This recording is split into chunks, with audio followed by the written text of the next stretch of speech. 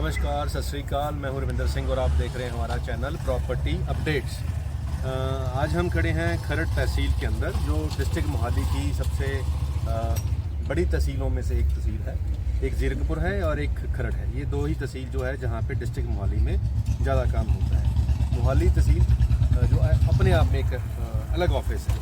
तो यहाँ पे बहुत सारे जो गाँव हैं जो अभी रिसेंटली कमेटी का पार्ट बने हैं, तो उसको लेकर बहुत सारी कन्फ्यूजन है कि जो गांव कमेटी के अंदर आ गए हैं तो वहाँ जो इलीगल कॉलोनीज काटी थी तो क्या वो रेगुलाइज होगी अपने आप, क्या अपने आप वो ठीक हो गई?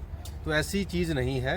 ये क्लैरिटी हम तहसीलदार साहब से भी ले चुके हैं और एमसी ऑफिस से भी ले चुके हैं कि अगर कोई भी कॉलोनी, चाहे वो पुराने शहर में है या जो नया पार्ट शहर में आया है, जो नए गाँव शहर में आए हैं, अगर उसके अंदर कोई भी कॉलोनी है, अगर उसने रेगुलाइज नहीं कराया है, अप्रूव नहीं कराया हुआ है, तो वहाँ पे प्लॉट्स जो हैं वो इलीगल ही माने जाएंगे। वो कॉलोनी को इलीगल ही माना जाएगा, चाहे वो कमेटी में आ जाई है या पहले कमेटी में थी। तो अगर किसी ने वहाँ पे प्लॉट लिया है तो वो इलीगल की श्रेणी में ही आएगा, उसको कोई रिलैक्सेशन नहीं मिलने वाली है।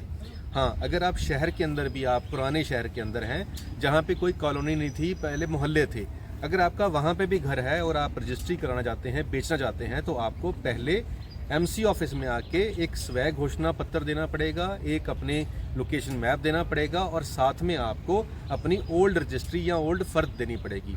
तो जाके उसकी वेरिफिकेशन करने के बाद एमसी ऑफिस से आपको एनओसी मिलेगी। वो एनओसी देने के बाद आप अपने खाली प्लॉट की या किसी ऐसी प्रॉपर्टी की जो जिसका नक्शा नहीं पास है और शहर के अंदर है, उसकी रजिस्ट्री हो सकती है।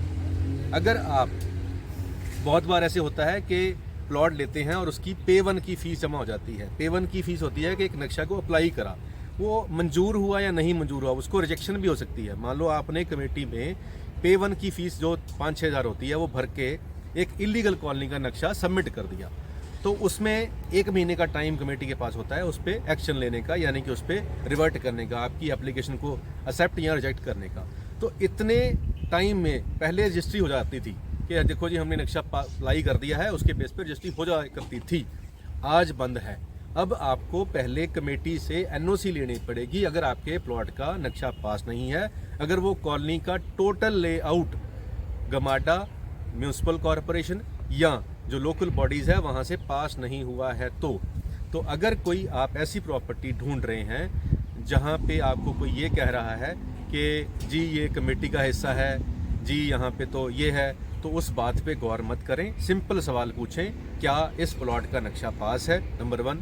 नंबर 2, क्या ये टोटल कॉलोनी का टोटल नक्शा पास है? पास है मतलब कोई बंदे कहेंगे कि फीस भरी हुई है जी हमने, फीस भरी वाली बात पे विश्वास मत करना। ये देखना कि ये जो नक्शा पास है आपके पास, और उस नक्शे में भी गगे खसरा नंबर होते हैं। मान लो किसी बिल्डर ने 1 एकड़ की कॉलोनी का पास करा लिया और साथ में 3 एकड़ को उसी की आड़ में बेच दिया, तो उससे भी बचना होता है। तो ये उसके अंदर खसरा नंबर चेक करने होते हैं। तो ये सारी चीज़ें आप जब कोई प्लॉट लेते हैं या ऐसे को घर लेते हैं तो एक बार ज़रूर देख लें। अगर देखना नहीं आता है तो हमारा तहसील के अंदर भी ऑफिस है, गोपाल स्वीट के साथ 123 में भी हमारा ऑफिस है। आप हमसे कांटेक्ट कर सकते हैं, मिल सकते हैं और उसकी वेरिफिकेशन भी करा सकते हैं। हम यही रिक्वेस्ट करते हैं कि प्रॉपर्टी खरीदने से पहले एक बार उसको वेरीफाई जरूर करा लें। आज के लिए इतना ही, मिलते हैं अगले वीडियो में एक नई जानकारी के साथ। धन्यवाद।